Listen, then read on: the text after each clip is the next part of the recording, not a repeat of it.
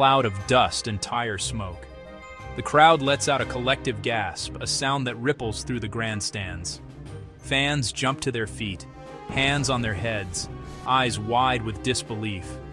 It was the first lap, the very first lap. The lights had only just gone out. The engines were still finding their chorus. The script had been torn to shreds. Then, the radios crackled to life. Cold, hard information. Big incident.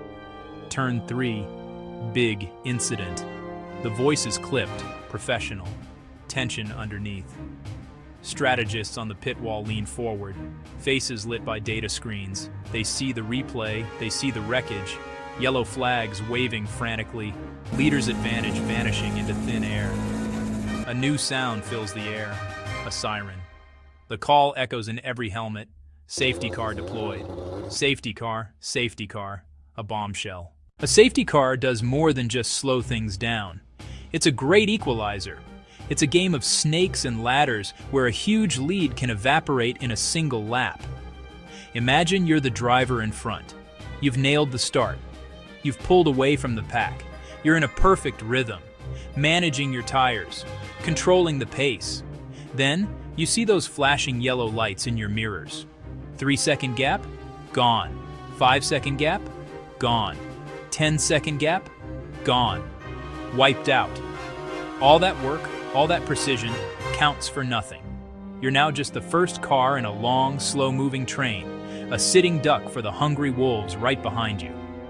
For the teams on the pit wall, the arrival of the safety car is a moment of frantic calculation. The radios had been filled with encouragement. The radios had been filled with lap times. Now they become a hive of intense debate. Box now? Do we box? What's the gap to the pit entry? Tire life? What's the model saying for tire life? Every engineer is staring at their screen, running simulations, trying to predict the future. Pitting under a safety car is a golden opportunity. You lose far less time compared to a stop under green flag conditions. It's a cheap pit stop, a chance to get fresh rubber and get back out without losing too many positions. But it's a gamble, a huge gamble. Do you pit and sacrifice track position, hoping your fresh tires will give you an advantage on the restart? As the laps ticked by, the race found a new rhythm. The drivers who had pitted were carving through the field, their fresh tires giving them a big edge. One driver made up 3 places in a single lap. His radio was pure focus. Okay, next car is the Williams. He's struggling in turn 7. The engineer's voice was calm. The driver didn't need to be told twice. He lined up his rival down the main straight, slipstream pulling him closer. He flicked to the inside and braked impossibly late. The move stuck. The crowd roared. But then it happened again. This time it wasn't a crash, a mechanical failure. A car slowed, smoke pouring from its engine, coasted to a halt in a dangerous spot. Yellow flags, marshals out on track. The call came. Safety car deployed. Safety car. A collective groan in the paddock. The leaders faced the agonizing choice again. Their tires were older now, their advantage more fragile. Tension in the cockpits was palpable. You could feel it through the TV. Strategic whispers on the radio grew desperate. Mate, I have no grip. These tires are finished. The second-place driver pleaded. The restart was pure, unadulterated drama. The moment the safety car's lights went out, the leader backed the pack up, trying to control the pace, trying to catch his rivals off guard. But the driver in third was ready. He had anticipated it. As the leader floored the throttle, the chaser got a perfect launch, his fresh tires hooking up beautifully. Down the long straight they thundered, the 2 cars separated by inches, the sound of their engines a deafening duet. The leader defended the inside line, as he should. But it wasn't enough. The challenger was relentless, taking the long way around the outside of the first corner. It was a move of breathtaking bravery. The cars were wheel to wheel, sparks flying as their floors scraped the tarmac. For a heart-stopping second, it looked like they would touch, that both their races would end in the gravel trap. But they gave each other just enough room, a display of incredible skill and respect. The car on the outside, with its superior grip, managed to hold on, sweeping around the leader to snatch the position.